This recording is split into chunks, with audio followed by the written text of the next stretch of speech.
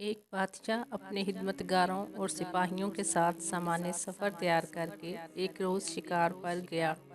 جب وہ پہاڑ کے دامن میں دوپہر کا کھانا کھانے دسترخوان پر بیٹھا تو ایک شاہین نے اچانک آ کر اس کے سامنے سے بنے ہوئے مرغ کو پلک جھپکتے ہی اٹھا لیا اور تیزی سے اڑتا ہوا چلا گیا۔ بادشاہ یہ بنا ہوا مرغ کھانا چاہتا تھا، لیکن وہ دیکھتا ہی رہ گیا۔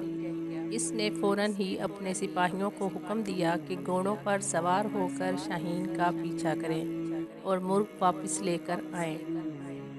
فوراً ہی لشکر روانہ ہو گیا، یہاں تک کہ شاہین کا تعاقب کرتا ہوا پہاڑ کے دامن میں جا پہنچا، اور اس کے بعد جب سپاہیوں نے دیکھا کہ شاہین پہاڑ کی دوسری جانب جا چکا ہے تو فوراً ہی یہ سپاہی گھوڑوں سے اترے اور پہاڑ کی بلندی پر جا پہنچے۔ پہاڑ کی دوسری جانب پہنچنے کے بعد انہوں نے بڑا عجیب و غریب منظر دیکھا۔ ان کے سامنے ایک شخص تھا جس کے ہاتھ اور پاؤں بندھے ہوئے تھے اور وہ زمین پر پڑا ہوا تھا، اور بنا ہوا مرغ دسترخوان سے اٹھا کر لانے والا شاہین بڑے مزے سے اس شخص کی مہمان نوازی کر رہا تھا۔ وہ پرندہ اپنی چونچ سے گوشت نوچ نوچ کر اس شخص کے منہ میں ڈال رہا تھا، اور اس کے بعد وہ اڑا اور کہیں سے اپنی چونچ میں پانی بھر لایا۔ پھر اس نے یہ پانی بھی اس شخص کو پلا دیا۔ سپاہی اس شخص کے قریب پہنچے اور اس کے ہاتھ پاؤں کھول کر پوچھا کہ یہ کیا ماجرا ہے؟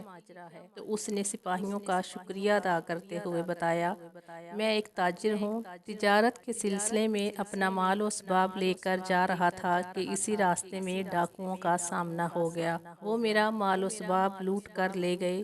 وہ چاہتے تھے کہ مجھے قتل کر دیں، لیکن میں نے ان سے التجا کی کہ وہ مجھے جان سے نہ ماریں۔ وہ کہنے لگے، ہمیں اس بات کا ڈر ہے کہ تم کسی طرح آبادی تک پہنچ جاؤ گے، اور اس کے بعد ان لوگوں نے مجھے اور میرے خچر کو باندھ دیا اور چلے گئے۔ پھر دوسرے دن یہ پرندہ میرے لیے کہیں سے روٹی لے کر آیا، اور آج یہ بھنا ہوا مرغ لے آیا ہے۔ روزانہ 2 مرتبہ یہ پرندہ میری مہمان نوازی کرتا ہے۔ لکھا ہے کہ بادشاہ کو جب اس بات کا علم ہوا تو اس کی زندگی میں انقلاب آ گیا۔ وہ کہنے لگا، افسوس ہے ہم پر کہ ہم ایسے خدا کی خدائی سے غافل رہیں جو اس انداز سے اپنے بندوں کو رزق فراہم کرتا ہے اور اپنا نظام چلاتا ہے۔ یہ کہہ کر بادشاہ نے اپنی حکومت سے کنارہ کشی اختیار کر لی اور اپنے زمانے کا عابد و زاہد شخص بن گیا۔